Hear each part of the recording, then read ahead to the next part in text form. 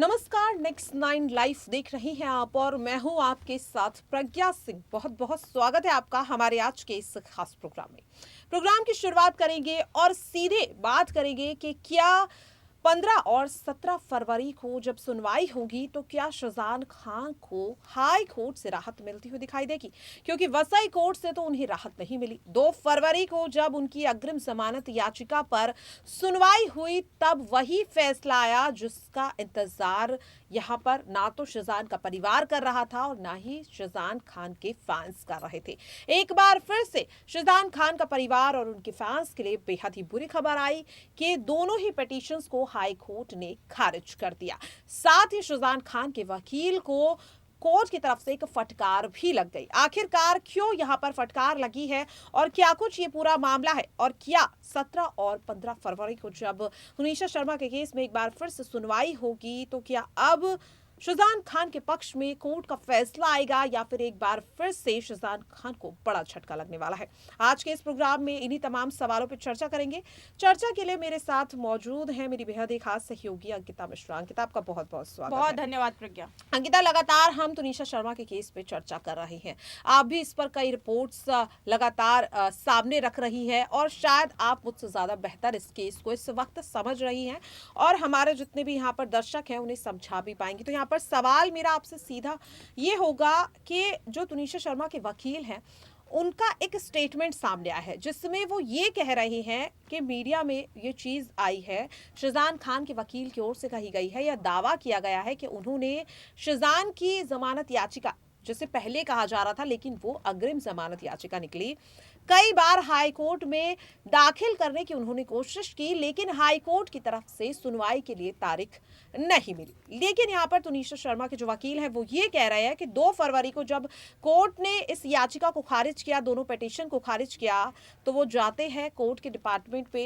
एक डायरी होती है जिसमें सारे केसों के क्या सबूत है, क्या कुछ मुद्दे हैं वो दर्ज किए जाते हैं और उसके मुताबिक शाहजहां खान के वकील की तरफ से सिर्फ और सिर्फ 26 जनवरी से लेकर 2 फरवरी के पूरे इस गैप में एक बार याचिका को दाखिल करने की पिटीशन दी गई और उसी में कोर्ट की तरफ से सुनवाई के लिए तारीख भी दे दी गई जो कि 30 जनवरी थी।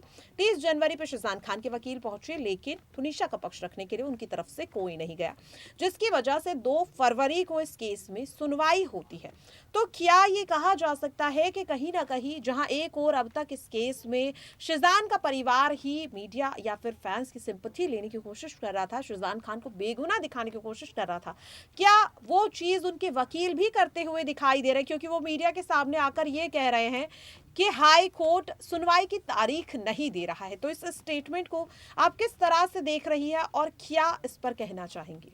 जी बिल्कुल, देखिए जैसे ही केस डायरी का जिक्र आया और तुनिशा शर्मा के वकील ने इस बात का जिक्र किया तो मैंने खुद जाकर के देखा है कि केस डायरी को सिर्फ एक बार ही पिटीशन को दाखिल किया गया था। कोर्ट ने भी ये बात बोली थी कि एक ही बार को पिटीशन को दाखिल किया गया है और अब उन्होंने तारीख भी दे दी है जिसके बाद 15 फरवरी और 17 फरवरी को सुनवाई भी होगी शाहजहां खान की। और बहुत गौर करने वाली बात है प्रज्ञा कि 15 फरवरी और फिर 17 फरवरी यानी कि एक दिन बीच करके 2 डेट बहुत मुश्किल होता है हाई कोर्ट में आपको डेट जल्दी जल्दी मिल जाना। अगर आप डिस्ट्रिक्ट कोर्ट में केस को लड़ते हैं तो बहुत आसान है नंबर भी आना और डेट भी मिलना, लेकिन हाई कोर्ट, सुप्रीम कोर्ट, इसमें तो लोग तारीखों के इंतजार के लिए बस परेशान होते हैं कि कब उन्हें तारीख मिल जाए और ऐसी स्थिति में 2 तारीखें हाई कोर्ट ने एक ही साथ दे दी। ये बहुत ही इस केस के लिए अच्छी बात है।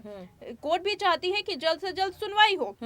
अब ऐसे में जो ये बात सामने आ रही थी कि हमने कई बार जमानत याचिका दाखिल की लेकिन कोई सुनवाई हुई नहीं है, लटकी हुई है जमानत याचिका, तो इस पर भी कोर्ट ने कहा कि एक ही बार पिटीशन दाखिल की गई है और उसके लिए हमने तारीख दे दी, अब उस तारीख पर सुनवाई होगी। तो ऐसे में क्या इस बात का कहना कहाँ तक सही था शाहजहां के वकील का, ये तो वो ही जाने, मगर एक बार और उन्होंने सिंपैथी हासिल करने की कोशिश की। लेकिन इससे कहीं ना कहीं अंकिता खुद उन्होंने शाहजहां खान को मुश्किलों में नहीं फंसा दिया है। जी बिल्कुल, उन्होंने वही मैंने कहा कि वो ही जाने कि उन्होंने किस तरीके से उस पूरे केस को लिया, क्या उन्होंने कोर्ट में क्योंकि हम कहा। अंकिता यहाँ पे लगातार देख रहे हैं कि जब भी शाहजहां खान के परिवार या उनके वकील की ओर से इस तरीके की कोई भी चीज की जाती है, कहीं ना कहीं शाहजहां के पक्ष में तो नहीं, वो उनके खिलाफ ही वो चीज हो जाती है। क्योंकि जिस तरह से एक कह सकते हैं पोस्ट शेयर की थी शाहजहां की मां कहकशां फैजी ने फलकनाज की तबीयत को लेकर, उसे भी कहीं ना कहीं एक ड्रामा बताया गया, एक तरीके की नौटंकी बताया गया। और अब जिस तरह से शाहजहां खान के वकील की ओर से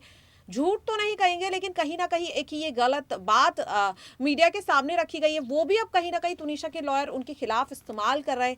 क्या लगता है, क्या इसका नुकसान शाहजहां खान या उनके वकील को 15 और 17 फरवरी में हो सकता है? क्योंकि उनके वकील साफ तौर पर, यानी कि तुनिशा शर्मा के वकील मीडिया के सामने तो कहीं ना कहीं शाहजहां के वकील की ये सच्चाई ला ही चुके हैं। देखिए बिल्कुल, और इसका नुकसान उन्हें होगा या नहीं होगा ये तो आगे आने वाले दिनों में ही पता चलेगा, लेकिन फायदा जरूर होगा तुनिशा शर्मा के मां के वकील को।